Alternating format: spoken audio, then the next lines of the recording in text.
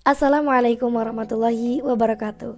Alhamdulillahirrabbilalamin. Wabihi nasta'inu ala umuri dunya waddin. Wassalatu wassalamu ala asyrafil anbiya'i wal mursalin wa ala alihi wa sahbihi ajma'in. Amma ba'du. Puji dan syukur marilah kita panjatkan kehadirat Allah Subhanahu wa ta'ala, karena atas segala nikmat, rahmat, taufik dan hidayahnya kepada kita semua, sehingga kita dapat berjumpa secara virtual pada mata kuliah perencanaan pembelajaran. Salawat serta salam semoga tetap tercurah limpahkan kepada baginda Nabi besar kita Muhammad Sallallahu Alaihi Wasallam. Pada hari ini saya dan teman-teman akan menyampaikan materi tentang penyusunan langkah-langkah pembelajaran. Sebelumnya saya Latifah Mursyid Ibnu Burhan sebagai pemandu diskusi kali ini, juga teman-teman saya yang akan membersamai saya pada topik hari ini. Kemudian saya ucapkan terima kasih kepada dosen mata kuliah perencanaan pembelajaran Bapak Dr. Dadan Efram dan MAG MMPD yang telah memberikan kesempatan kepada kelompok kami. Baik, langsung saja masuk kepada penyampaian materi untuk para audiens untuk mendengarkan dengan baik. Kepada teman-teman, saya persilakan. Dasar penyusunan langkah-langkah pembelajaran. Penelusuran ini pada hakikatnya memproyeksikan tentang apa yang akan dilakukan dalam satu proses belajar mengajar. Dengan demikian, penyusunan langkah-langkah pembelajaran adalah memperkirakan tindakan yang akan dilakukan dalam kegiatan pembelajaran. Penyusunan ini perlu dilakukan untuk mengkoordinasikan komponen pembelajaran. Langkah penyusunan perencanaan pembelajaran adalah sebagai berikut. Yang pertama yaitu merumuskan tujuan khusus dalam merancang pembelajaran. Tugas pertama dari seorang guru adalah merumuskan tujuan pembelajaran khusus beserta materi pembelajaran. Sebab tujuan umum yaitu seperti standar kompetensi dan kompetensi dasar dari pembelajaran sudah dirumuskan oleh para pengembang kurikulum. Nah, yang kedua yaitu menentukan kegiatan belajar mengajar. Belajar bukan hanya sekadar mencatat dan menghafal, akan tetapi proses berpengalaman, sehingga siswa harus didorong secara aktif untuk melakukan kegiatan tertentu, mencari dan menemukan sendiri fakta. Nah, yang ketiga yaitu memilih pengalaman belajar. Menentukan kegiatan belajar mengajar yang sesuai pada dasarnya dapat dirancang melalui pendekatan kelompok atau pendekatan individual. Yang keempat yaitu menentukan orang yang terlibat dalam proses pembelajaran. Orang-orang yang akan terlibat dalam proses pembelajaran dan berperan sebagai sumber belajar meliputi instruktur atau guru dan tenaga profesional.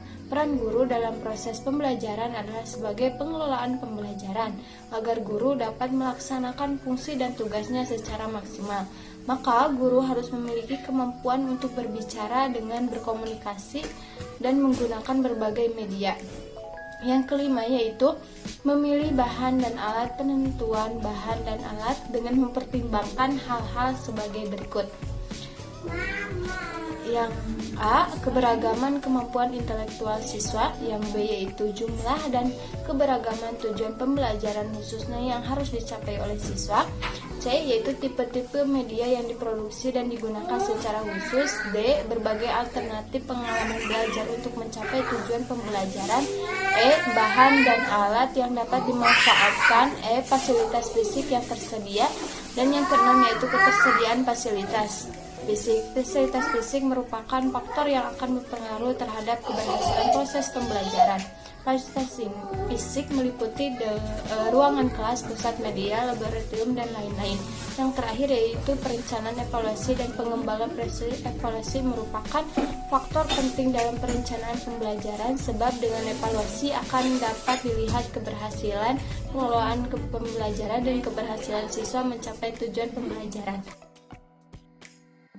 Perkenalkan, nama saya Isi Putri Dayani. Di sini saya akan membahas mengenai kriteria penyusunan langkah-langkah pembelajaran. Hal-hal yang perlu diperhatikan dalam menyusun langkah-langkah pembelajaran yaitu 1. Mengetahui secara mendalam faktor pendukung dan penghambat. 2. Adanya sumber belajar atau ketersediaan sumber belajar. 3. Menentukan tujuan pembelajaran yang akan dicapai. 4. Menentukan isi dan muatan bahan ajar.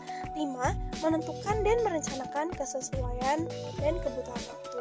Menurut Sanjaya, terdapat beberapa nilai perencanaan yang dijadikan kriteria penyusunan perencanaan, yaitu 1. Signifikasi. Perencanaan pembelajaran harus bermakna agar proses kegiatan belajar mengajar efektif dan efisien. 2. Relevan. Perencanaan yang disusun harus memiliki nilai kesesuaian baik dengan kurikulum yang berlaku secara internal maupun sesuai dengan kebutuhan siswa secara eksternal. 3. Kepastian. Perencanaan pembelajaran disusun sebagai pedoman dalam proses pembelajaran, tidak berisi langkah-langkah yang bisa dipilih, tetapi berisi langkah-langkah yang telah direncanakan secara pasti dan sistematis. 4. Adaptabilitas. Perencanaan pembelajaran harus disusun secara lentur, dalam artian dapat diimplementasikan dalam berbagai keadaan dan kondisi. 5. Kesederhanaan. Perencanaan pembelajaran harus mudah dipahami dan diimplementasikan oleh guru dalam pengelolaan pembelajaran. 6. Prediktif. Perencanaan pembelajaran harus benar-benar terencana akan perubahan-perubahan yang bisa saja terjadi di masa yang akan datang, agar guru dapat mengantisipasi hal tersebut. Poin selanjutnya yaitu tahapan dan ruang lingkup strategi pembelajaran. Strategi dan tahapan pembelajaran itu aktualisasinya berwujud serangkaian dari keseluruhan tindakan strategis guru dalam rangka mewujudkan kegiatan pembelajaran yang efektif dan efisien. Efektivitas strategi dapat diukur dari tingginya kuantitas dan kualitas hasil belajar yang dicapai anak. Sedangkan efisien dalam arti penggunaan strategi yang dimaksud itu adalah sesuai dengan waktu, fasilitas, maupun kemampuan yang tersedia. Secara singkat, menurut Slameto, strategi pembelajaran mencakup 8 unsur perencanaan tentang yang pertama, komponen sistem, yaitu seperti guru atau dosen, siswa atau mahasiswa, baik dalam ikatan kelas, kelompok maupun perorangan yang akan terlibat dalam kegiatan belajar mengajar telah disiapkan. Yang kedua, jadwal pelaksanaan, format, dan lama kegiatan telah disiapkan. Yang ketiga, tugas-tugas belajar yang akan dipelajari dan yang telah diidentifikasikan. Yang keempat, materi atau bahan belajar, alat pelajaran, dan alat bantu mengajar yang disiapkan dan diatur. Kelima, masukan dan karakter siswa yang telah diidentifikasikan. Yang keenam, bahan pengait yang telah direncanakan. Yang ketujuh, metode dan teknik penyajian telah dipilih, misalnya ceramah, diskusi, dan lain sebagainya. Dan yang terakhir, media yang akan digunakan. Nah, keseluruhan tindakan strategis guru dalam upaya merealisasikan kegiatan pembelajaran mencakup dimensi yang bersifat makro atau umum, maupun bersifat mikro atau khusus. Secara makro, strategi pembelajaran berkaitan dengan tindakan strategis guru dalam yang pertama, memilih dan mengoperasionalkan tujuan pembelajaran. Yang kedua, memilih dan menetapkan setting pembelajaran. Yang ketiga, pengelolaan bahan ajar. Yang keempat, pengalokasian waktu. Yang kelima, pengaturan bentuk aktivitas pembelajaran. Kemudian metode, teknik, dan produser pembelajaran. Selanjutnya, pemanfaatan penggunaan media pembelajaran. Dilanjut dengan penerapan prinsip-prinsip pembelajaran. Disambung dengan penerapan pendekatan pola aktivitas pembelajaran. Kemudian pengembangan iklim pembelajaran. Dan yang terakhir, pemilihan, pengembangan, dan pelaksanaan evaluasi. Nah, bertolak dari jabaran tentang tindakan strategis guru yang barusan itu, kiranya dapat dimengerti bahwa secara makro, strategis pembelajaran berhubungan dengan pembinaan dan pengembangan program pembelajaran. Oleh karena itu, strategi pembelajaran mengaktual pada strategi perencanaan, pelaksanaan, dan strategi penilaian pembelajaran. Sedangkan tindakan guru yang bersifat mikro berkaitan langsung dengan tindakan-tindakan operasional interaktif guru di kelas. Tindakan guru yang dimaksud berhubungan dengan pelaksanaan siasat dan taktik dalam mengoperasionalkan pelaksanaan metode, teknik, prosedur pembelajaran maupun siasat dan taktik operasional dalam penggunaan media dan sumber pembelajaran. Nah, untuk tahap-tahap pengelolaan dan pelaksanaan strategi pembelajaran ada beberapa poin nih. Poin A, perencanaan, yang meliputi yang pertama menetapkan apa yang mau dilakukan, kapan dan bagaimana cara melakukannya.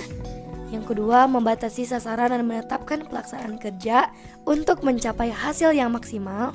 Kemudian yang ketiga, mengembangkan alternatif-alternatif. Selanjutnya, mengumpulkan dan menganalisis informasi.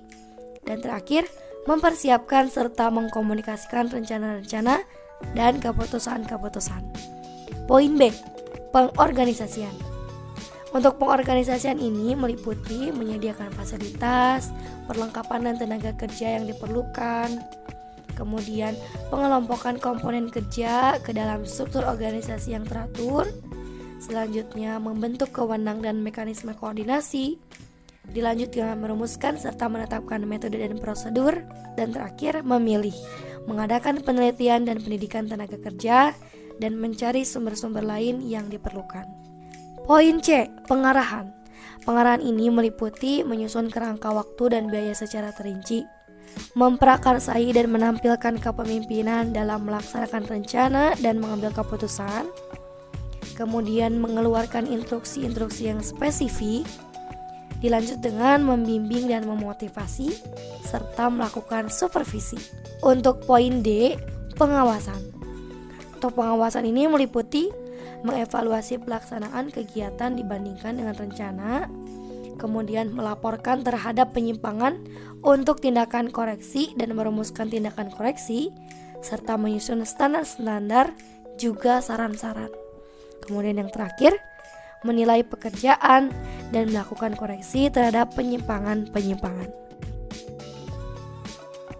Baik, bismillahirrahmanirrahim. Perkenalkan, nama saya Fujiwidi Jannatul Hasanah. Di sini saya akan menjelaskan materi yang terakhir, yaitu materi strategi penyusunan tahapan pembelajaran. Namun sebelum itu, saya akan menjelaskan apa sih pengertian dari strategi pembelajaran ini. Nah, kata strategi berasal dari bahasa Latin, yaitu strategia, yang artinya seni penggunaan rencana untuk mencapai tujuan. Nah, secara umum strategi adalah alat, rencana, atau metode yang digunakan untuk menyelesaikan suatu tugas. Nah, jadi menurut Suparman, strategi pembelajaran merupakan perpaduan urutan kegiatan pembelajaran atau tahap-tahap yang perlu dilalui atau diikuti dalam penyajian materi pembelajaran, metode atau teknik pembelajaran, prosedur teknik, pengorganisasian bahan dan pengelolaan peserta didik dalam proses pembelajaran media pembelajaran atau peralatan dan bahan pembelajaran yang digunakan sebagai media proses pembelajaran, dan waktu pembelajaran atau waktu yang diperlukan untuk menyelesaikan kegiatan pembelajaran. Lalu selanjutnya ada prinsip strategi pembelajaran. Nah, secara prinsip kegiatan pembelajaran merupakan proses pendidikan yang memberikan kesempatan kepada peserta didik untuk mengembangkan potensi mereka menjadi kemampuan yang semakin lama semakin meningkat, dan sikap, pengetahuan, dan keterampilan yang diperlukan oleh dirinya untuk hidup dan untuk bermasyarakat, berbangsa, serta berkomunikasi pada kesejahteraan hidup umat manusia. Selanjutnya, penyusunan strategi pembelajaran. Nah, dalam menyusun strategi pembelajaran harus memperhatikan 3 hal. Yang pertama, tujuan pembelajaran yang akan dicapai sebagai kriteria utama. Lalu yang kedua, pertimbangan lain, yaitu hambatan yang mungkin dihadapi oleh guru, diantaranya seperti waktu, biaya, fasilitas, dan lain sebagainya. Lalu yang ketiga, jenis, metode, dan media sebagai kriteria lain. Hal ini dikarenakan perubahan pada metode dan media pembelajaran yang digunakan akan memungkinkan perubahan waktu yang dibutuhkan baik oleh guru maupun oleh peserta didik. Nah, karena itu penyusunan metode pembelajaran harus dilakukan dengan mengintegrasikan keempat komponen yang tergabung di dalamnya, yaitu kegiatan pembelajaran, metode, media, dan waktu. Dan terakhir ada susunan langkah-langkah standar dalam proses pembelajaran. Nah, susunan ini terdiri dari 3. Yang pertama, langkah-langkah pembelajaran pendahuluan awal. Lalu yang kedua, langkah-langkah pembelajaran inti. Dan yang ketiga, langkah-langkah pembelajaran akhir atau penutup. Nah, untuk langkah-langkah pembelajaran pendahuluan awal terdiri dari 5. Yang pertama, orientasi. Nah, orientasi ini memusat perhatian siswa terhadap materi yang akan dibelajarkan. Nah, dapat dilakukan dengan menunjuk benda yang menarik, memberikan ilustrasi, membaca membaca berita di surat kabar dan sebagainya. Lalu yang kedua ada apersepsi. Nah, langkah ini memberikan persepsi awal kepada siswa tentang materi yang akan diajarkan. Nah, tahap ini dapat juga digunakan untuk mengetahui pengetahuan prasyarat yang harus dimiliki oleh siswa. Dapat digali dengan melakukan pretest. Lalu ada motivasi. Nah, dalam hal ini guru memberikan gambaran manfaat dari mempelajari mata pelajaran yang akan dibelajarkan atau disampaikan. Lalu yang keempat ada pemberian acuan. Nah, biasanya berkaitan dengan kajian ilmu yang akan dipelajari. Nah, acuan dapat berupa penjelasan materi pokok ataupun uraian materi pelajaran secara garis besar. Dan terakhir ada pembagian kelompok belajar dan penjelasan mekanisme pelaksanaan pengalaman belajar sesuai dengan rencana langkah-langkah pembelajaran. Nah, lalu yang kedua itu langkah-langkah pembelajaran inti.